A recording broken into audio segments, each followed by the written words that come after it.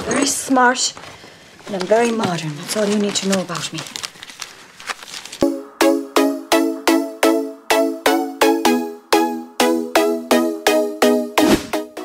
Nicole Kidman é uma famosa atriz, cantora, produtora e figura pública de Hollywood. A carreira dela tem muitos papéis brilhantes e uma coleção de prêmios de prestígio do cinema. Ela é inteligente, bonita e muito talentosa. Nesse vídeo a gente vai contar como o mundo perdeu uma escritora talentosa, mas ganhou uma das atrizes mais incríveis da nossa época. Mix Show apresenta... Como é a vida de Nicole Kidman e quanto ela ganha. Nicole Mary Kidman nasceu em 20 de junho de 1967 em Honolulu, capital do Havaí, que costumam chamar de paraíso tropical. O pai dela, Anthony David, estudou psicologia clínica e bioquímica, e a mãe dela, Janelle Ann, ajudava editando artigos e livros científicos. Além disso, ela participava ativamente da vida social, lutando pelos direitos das mulheres. Os pais dela costumavam levar a sério tudo o que estava se passando ao redor. Em especial, eles eram contra a guerra do Vietnã e apoiavam o movimento de protesto. Logo depois do nascimento de Nicole, os pais dela, australianos de ascendência escocesa e irlandesa, se mudaram para Washington, D.C., e depois para a Austrália e ficaram em Melbourne. A filha mais nova, Antônia, também nasceu lá e depois se tornou uma jornalista famosa. Em 1972, a família se mudou para Sydney, onde o pai dela conseguiu um cargo na universidade técnica local. Nicole estudou balé desde os 3 anos de idade, e o resultado é que ela ganhou postura e graciosidade com isso. Mas mesmo com esse talento todo, ela era extremamente tímida e gaguejava um pouco. A prática num estúdio de teatro foi o que a ajudou a superar esse problema. Seguindo o conselho do pai, ela manteve um diário e ficou tão empolgada que sonhava em ser escritora. Aliás, Nicole agora tem uma coleção completa de contos que ela não se importa em publicar um dia. Depois que ela terminou o ensino médio, ela foi para a Faculdade de Arte da Universidade de Melbourne e fez cursos de teatro no popular Teatro Phillip Street e depois no Teatro da Juventude Australiana. Ela estava sempre com a melhor amiga, Naomi Watts, que também construiu uma carreira de atriz de muito sucesso.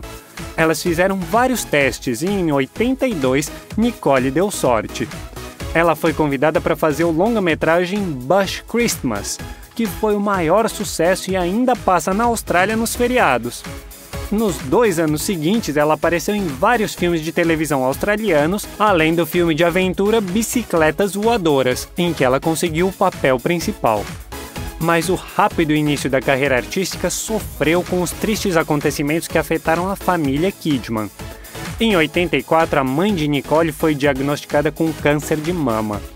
Essa notícia a forçou a largar os estudos e trabalhar como massagista para poder arcar com os custos.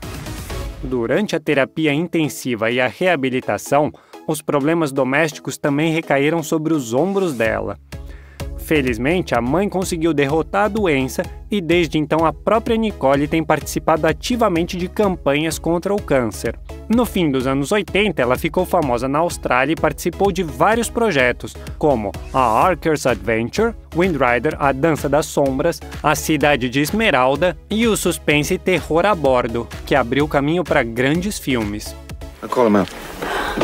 Oh, do you have to? I like it like this. Just the two of us. So do I. Enquanto se preparava para esse filme, ela provou ser uma verdadeira profissional da área. Ela aprendeu a pilotar um iate em alto mar e no fim do processo de filmagem era ela mesma no comando da cena da tempestade. Depois vieram as séries Vietnã e Bangkok Hilton.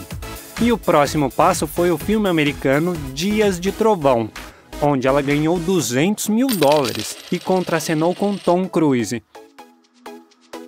What did you do that for? It's the Babinski sign. If the toe goes up, you're in trouble. You're fine. Put on your clothes. You're clear to race. A primeira vez que ela viu Tom, ela ficou muito chateada, porque ela podia não ser escolhida para o papel por causa da óbvia diferença de altura entre eles. Mas Tom ficou muito impressionado com ela e pediu para o diretor contratá-la. O interesse dele não era só profissional, né? Ele logo pediu Nicole em casamento.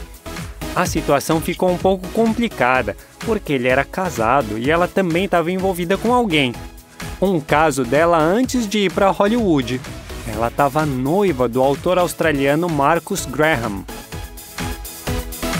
Mas como resultado da química que surgiu no set de Trovão, o resto ficou em segundo plano. Nicole e Tom se casaram pouco antes do Natal de 1990. Nos anos 90, falavam que eles eram um casal sólido. E a única coisa que ofuscou um pouco a felicidade deles era que eles não tinham filhos. Como Nicole admitiu mais tarde, isso foi por causa de uma primeira gravidez mal sucedida, e as sequelas impediram eles de serem pais biológicos. A saída deles foi ter filhos adotivos. Primeiro veio Isabelle Jane, e 3 anos depois, Connor Anthony se juntou à família. Enquanto isso, Nicole apareceu nos filmes Flertando, Aprendendo a Viver e Billy Bathgate, O Mundo a Seus Pés. Graças ao papel dela nesse último, ela recebeu $200 mil e a primeira indicação ao Globo de Ouro. Em 92, Nicole e Tom contracenaram de novo, dessa vez no drama de aventura Um Sonho Distante, que ainda dá calor nos fãs, já que dá pra ver a olho nu a faísca de amor entre eles.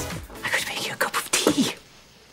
When tea time calls for it, yes. I'll throw the tea in your face and I'll piss on your boots before I serve the likes of you.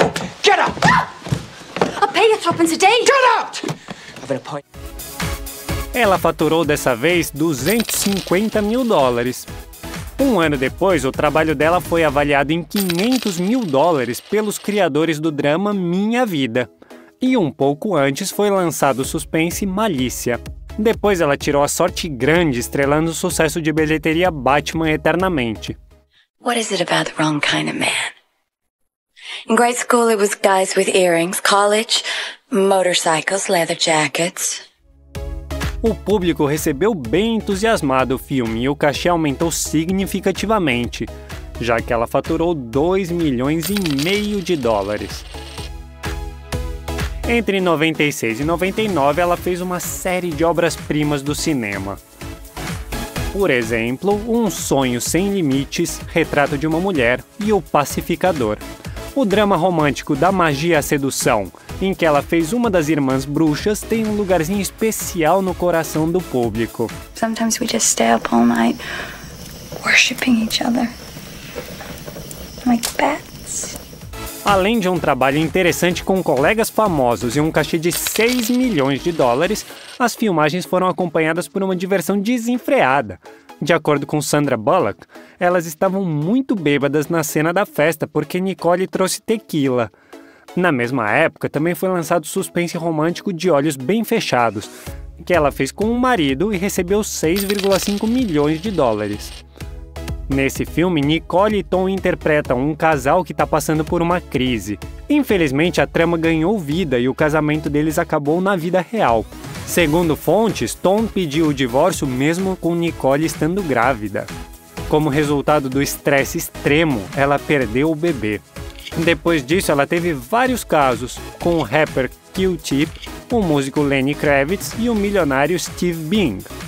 Em 2001, saíram os filmes A Isca Perfeita, com um cachê de $1,5 milhão, e Os Outros, que rendeu $7 milhões, assim como o belíssimo musical Moulin Rouge, Amor em Vermelho, em que ela teve o papel principal. Remember, a real show in a real theater with a real audience, and you'll be A real actress. Uma curiosidade, as filmagens começaram em 99, mas eles adiaram porque Nicole quebrou uma costela e machucou o joelho. Aí só deu para filmar close-ups quando ela estava na cadeira de rodas. O resultado causou a maior sensação, e Nicole finalmente recebeu a primeira indicação pessoal ao Oscar, em um cachê de $7 milhões. Depois de fazer o papel da dançarina Satine, ela conseguiu papéis dramáticos sérios. Em 2002 veio o filme As Horas, que trouxe a ela um Oscar e $7,5 milhões. What happens to Dobby die? What happened?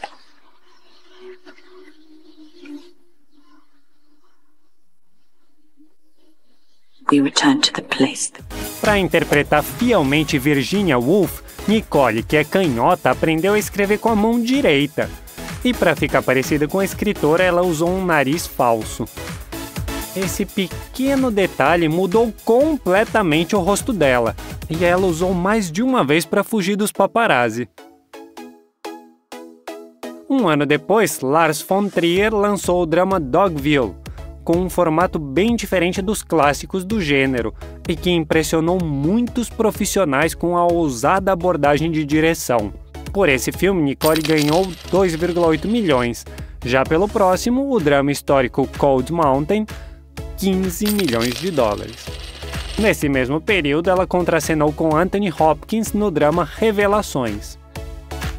Depois vieram os filmes Reencarnação, A Intérprete, A Feiticeira e Mulheres Perfeitas, que no total renderam a ela 50 milhões e meio de dólares.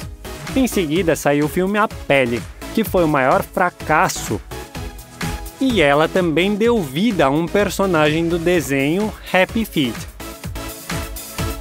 Nicole se casou de novo em 2006. O novo amor dela foi o músico australiano Keith Urban. Eles se conheceram um ano antes e se curtiram na hora, mas Keith passou 4 meses meio incerto porque não achava que uma beldade como Nicole se interessaria por ele. Eles tiveram uma linda cerimônia de casamento em uma capela em Sydney, com 230 convidados, incluindo familiares e amigos mais próximos, por exemplo, Naomi Watts, Renée Zellweger, Russell Crowe e Hugh Jackman. Mas eles não quiseram divulgar a celebração e não convidaram ninguém da imprensa, por isso tem poucas fotos online. Sabe-se que eles doaram todo o dinheiro que os convidados deram de presente para instituições de caridade. E Keith deu de presente para ela a primeira edição de Wuthering Heights, de Emily Bront, no valor de 200 mil dólares. Parece que ela finalmente encontrou a tão esperada felicidade, porque eles parecem muito felizes e em sintonia.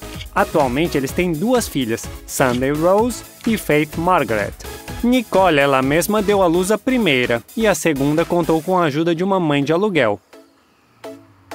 Nos anos seguintes foram lançados o filme de fantasia A Bússola de Ouro, o suspense de ficção Invasores e a comédia dramática Margot, e O Casamento.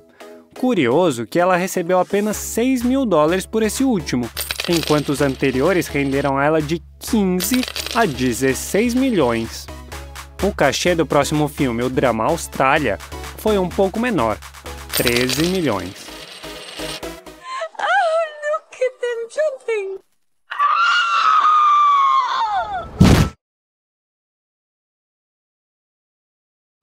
Em seguida, ela aumentou a lista de filmes com os filmes Nine, Rabbit Hole, A Esposa de Mentirinha, Reféns, Hemingway e Martha, Obsessão, Segredos de Sangue, Antes de Dormir e Uma Longa Viagem. A gente não pode deixar passar o belíssimo, mas controverso filme biográfico Grace de Mônaco, lançado em 2014. And Universal will pay you $1 million. Well, it's not about the money, Hitch. It's going to be the role of a lifetime, Gracie. Do I look that unhappy? Sabe-se que por muito tempo ninguém se atreveu a filmar o roteiro, e a família Grimaldi reagiu com muita frieza ao filme, ignorando a estreia em Cannes. No mesmo ano, Nicole trabalhou na comédia familiar As Aventuras de Paddington, que fez o maior sucesso principalmente no Reino Unido e na França. Em setembro de 2014, a família Kidman levou um golpe duro. O pai dela morreu em um acidente. A morte dele foi um verdadeiro golpe para ela, aí ela se enterrou no trabalho. Em 2015 saíram 4 filmes com ela: Terra Estranha, Rainha do Deserto, Olhos da Justiça e Desafiando a Arte. Um ano depois foi lançado o drama australiano Lion, Uma Jornada para Casa, que rendeu a ela uma indicação ao Oscar e ao Globo de Ouro, além da biografia O Mestre dos Gênios. Ela então apareceu em Como Falar com Garotas em Festas, O Estranho que Nós Amamos e O Sacrifício do Cervo Sagrado. Além disso, em 2017 saiu a série dramática Big Little Lies, em que Nicole não apenas fez o papel principal, mas também trabalhou como produtora com Reese Witherspoon.